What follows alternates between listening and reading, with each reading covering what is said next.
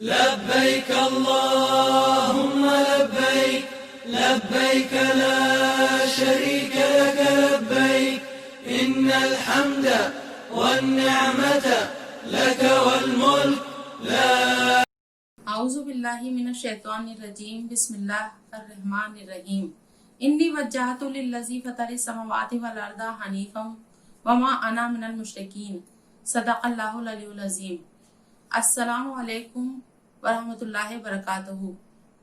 سامعین حضرات، جیسا کہ آپ سب کو معلوم ہے کہ جماعت اسلامی ہند جے پور کی جانب سے ایک مہم بنائی جا رہی ہے جس کا عنوان ہے امام انسانیت ابراہیم خلیل اللہ۔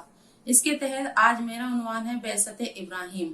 اسی کے تحت میں کچھ باتوں پر روشنی ڈالوں گی۔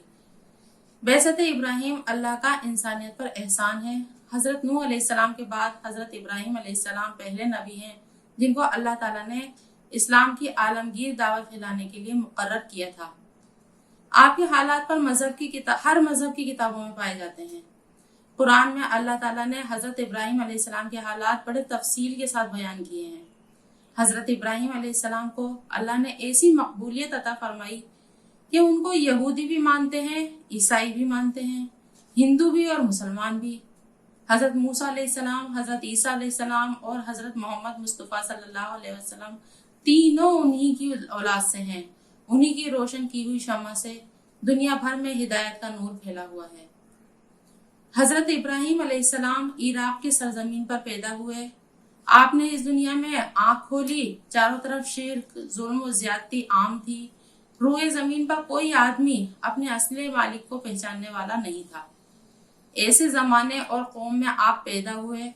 لطف یہ کہ جس گھرانے میں آپ پیدا ہوئے وہ پجاریوں کا گھرانہ تھا۔ اس گھر میں وہی تعلیم و تربیت آپ کو مل سکتی تھی جو ایک پنڈت زادے کو ملا کرتی ہے۔ آپ نے ہوش سنبھالا تو غور و فکر کرنا شروع کیا۔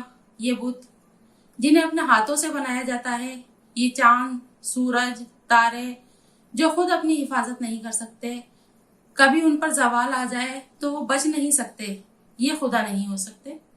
میرا رب تو وہ ہے جس نے یہ سب پیدا کیا، جس کے سب محتاج ہیں اور جس کے اختیار میں سب کی موت و زیست ہے اور سب کا نفع و نقصان ہے۔ حضرت ابراہیم علیہ السلام نے قطعی فیصلہ کیا کہ جن معبودوں کو میرے قوم پوجتی ہے ان کو میں ہرگز نہیں پوجوں گا، اور اس فیصلے کے بعد انہوں نے علل اعلان لوگوں سے کہہ دیا کہ قرآن میں اس کا تذکرہ اس طرح سے ملتا ہے، انی بری مما تشرکون، جن کو تم خدائی میں شریک ٹھہراتے ہو ان سے میرا کوئی واسطہ نہیں۔ جیسے کہ میں نے آیت تلاوت کی شروع میں، انی وجہت للذی فطر السماوات والارض حنیفا وما انا من المشرکین، میں نے سب سے منہ موڑ کر اس ذات کو عبادت و بندگی کے لیے خاص کر لیا ہے جس نے آسمان اور زمین کو پیدا کیا، اور میں ہرگز شرک کرنے والا نہیں ہوں۔ اس کے بعد ابراہیم علیہ السلام کے اوپر ہم جیسے سمجھ سکتے ہیں کہ اعلان برات کے بعد ہر ایک انسان پر کس طرح کے حق کا اعلان برات کے بعد کیسے پہاڑ ٹوٹ پڑتے ہیں۔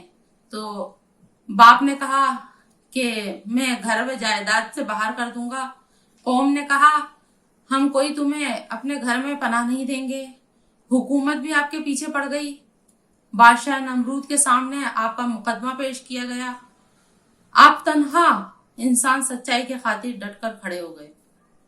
قرآن کریم میں حضرت ابراہیم علیہ السلام کی بعثت کی زندگی پر روشنی نہیں پڑتی، اور یہ بھی معلوم نہیں ہو پاتا ہے کہ کس عمر میں اللہ تعالیٰ نے آپ کو نبوت سے سرفراز کیا تھا۔ البتہ اس آیت سے ایک آیت ہے جس سے ہمیں اشارہ ملتا ہے کہ آپ کی دعوت شباب پر تھی اور مخالفتوں کا بازار گرم تھا۔ اس وقت آپ جوانی کی عمر میں پہنچ گئے تھے۔ سورہ الانبیاء آیت نمبر 60 میں اللہ تعالیٰ نے اس کا تذکرہ کیا ہے، قالوا سمینا فتیذکرون یقال لہ ابراہیم، یعنی جب بتوں کو توڑنے کا واقعہ پیش ہوا تو قوم کے لوگوں نے کہا یہ کس نے کیا؟ تو قرآن کریم کہتا ہے بعض لوگ بولے ہم نے ایک نوجوان کو ان کا ذکر کرتے ہوئے سنا تھا جس کا نام ابراہیم ہے۔ حضرت ابن عباس رضی اللہ تعالیٰ فرماتے ہیں اللہ نے ہر نبی کو جوانی کی عمر میں نبوت سے سرفراز کیا ہے. دلیل میں آپ نے یہی آیت پیش کی. اصل میں نبوت کی عمر میچورٹی کی عمر ہے جس میں آدمی ہر طرح کی اچھائی برائی کو سمجھ لیتا ہے. اس میں فیصلہ کرنے کی قوت پیدا ہو جاتی ہے, وہ اسٹرانگ فیصلے لے سکتا ہے, وہ توانائی کی ایج ہوتی ہے, جوش اور جذبہ ہوتا ہے. حضرت ابراہیم علیہ السلام کو بعثت سے سرفراز کیے جانے کا حکم آپ کی دعوت میں موجود ہے. سورہ مریم میں قرآن میں اس طرح سے تذکرہ ہے کہ اپنے باپ کو آپ دعوت دیتے ہیں, ابا جان میرے پاس ایک ایسا علم آیا ہے جو آپ کے پاس نہیں آئے, آپ میرے پیچھے چلے, میں آپ کو سیدھا راستہ بتاؤں گا. کس حکمت و ادب کے ساتھ میں آپ نے خالص توحید کی دعوت دی ہے. قوم کے ساتھ میں آپ کا جو دعوت دینے کا معاملہ ہے اس کو بھی قرآن کریم میں الانبیاء میں آیت نمبر 56 میں تذکرہ ہے. اس نے جواب دیا نہیں, فی الواقع تمہارا رب وہی ہے جو زمین اور آسمان کا رب اور ان کو پیدا کرنے والا ہے, اس پر میں تمہارے سامنے گواہی دیتا ہوں.